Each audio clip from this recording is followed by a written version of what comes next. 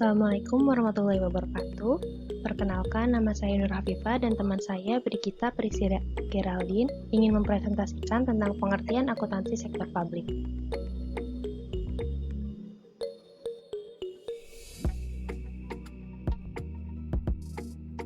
Tujuan dari presentasi kita kali ini untuk memahami pengertian sektor publik, menyebutkan karakteristik khas dari organisasi sektor publik, serta menjelaskan implikasi karakteristik khas tersebut terhadap akuntansi sektor publik. Yang pertama ada pengertian publik. Istilah publik memiliki makna yang berbeda di setiap bidang ilmu yang berbeda.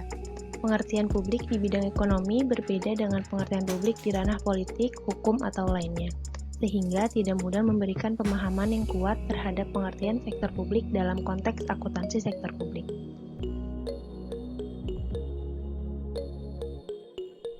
Persamaan sektor publik dengan sektor swasta.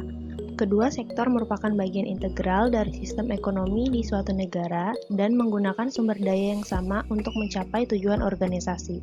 Keduanya menghadapi masalah yang sama, yaitu kelangkaan sumber daya, sehingga dituntut untuk menggunakan sumber daya organisasi secara ekonomis, efisiensi, dan efektif. Proses pengendalian manajemen, termasuk manajemen keuangan, pada dasarnya sama di kedua sektor, yaitu sama-sama membutuhkan informasi yang handal dan relevan. Kedua sektor terikat pada peraturan perundangan dan ketentuan hukum lain yang diisyaratkan. Perbedaan organisasi sektor publik dan sektor swasta. Perbedaannya ada dari tujuan organisasi. Kalau sektor publik itu tujuannya untuk non-profit motif, sedangkan sektor swasta profit motif. Untuk sumber pendanaannya, sektor publik berupa pajak, retribusi, utang obligasi pemerintah, laba, BUMN atau BUMD, penjualan aset negara, dan sebagainya. Untuk sektor swasta ada dua, yaitu pembiayaan internal dan eksternal. Kalau pembiayaan internal, dari modal sendiri laba ditahan dan penjualan aktiva. Kalau pembiayaan eksternalnya dari utang bank, obligasi, penerbitan, dan saham. Untuk pertanggungjawabannya, sektor publik pertanggungjawabannya kepada masyarakat dan parlemen. Kalau sektor swasta, pertanggungjawabannya kepada pemegang saham dan kreditor. Untuk struktur organisasinya, birokratis, kaku, dan hierarkis. Kalau sektor swasta itu fleksibel, datar, piramid, lintas fungsional, dan sebagainya. Untuk karakteristik anggarannya, kalau sektor publik itu terbuka untuk umum, sedangkan sektor swasta tertutup untuk publik. Untuk sistem akuntansinya, kalau sektor publik merupakan cash accounting, kalau sektor swasta merupakan accrual accounting.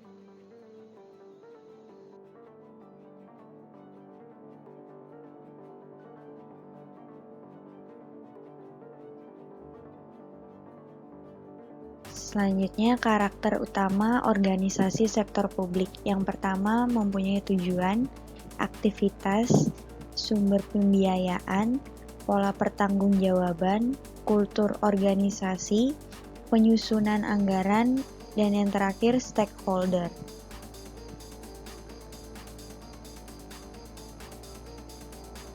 Jenis organisasi sektor publik. Yang pertama ada organisasi pemerintah pusat, organisasi pemerintah daerah, organisasi partai politik, organisasi LSM, organisasi yayasan, organisasi pendidikan, organisasi kesehatan, dan yang terakhir organisasi tempat peribadatan. Pengertian dan ruang lingkup akuntansi sektor publik. Akuntansi sektor publik memiliki kaitan yang erat dengan penerapan dan pelakuan akuntansi pada domain publik. Akuntansi sektor publik ini sendiri merupakan mekanisme, teknik, dan analisis akuntansi yang diterapkan pada pengelolaan dana masyarakat di lembaga-lembaga tinggi negara dan departemen-departemen di bawahnya, seperti Pemda, BUMN, BUMD, LSM, dan yayasan sosial maupun pada proyek-proyek kerjasama sektor publik serta swasta. 7 elemen akuntansi sektor publik. Yang pertama ada perencanaan publik, yang kedua penganggaran publik, yang ketiga realisasi anggaran publik, yang keempat pengadaan barang dan jasa publik, yang kelima pelaporan keuangan sektor publik, yang keenam audit sektor publik, dan yang ketujuh pertanggungjawaban sektor publik.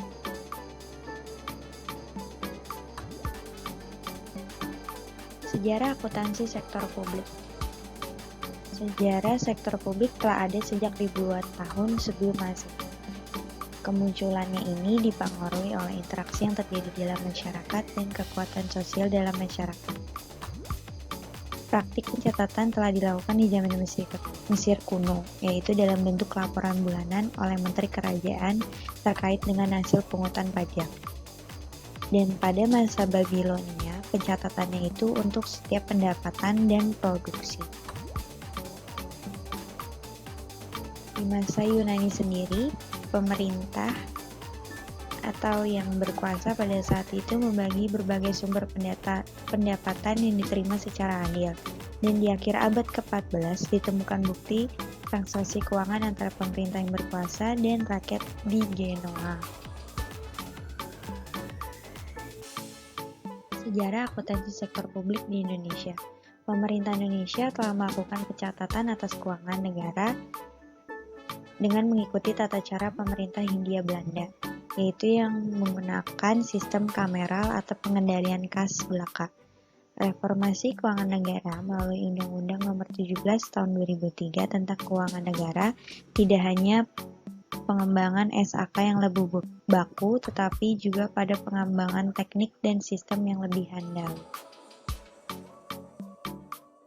Akuntabilitas publik. Akuntabilitas publik adalah kewajiban pihak pemegang amanah atau agen untuk memberikan pertanggungjawaban, menyajikan, melaporkan, dan mengungkapkan segala aktivitas dan kegiatan yang menjadi tanggung jawabnya kepada pemberi amanah atau prinsipal yang memiliki hak dan kewajiban untuk meminta pertanggungjawaban tersebut.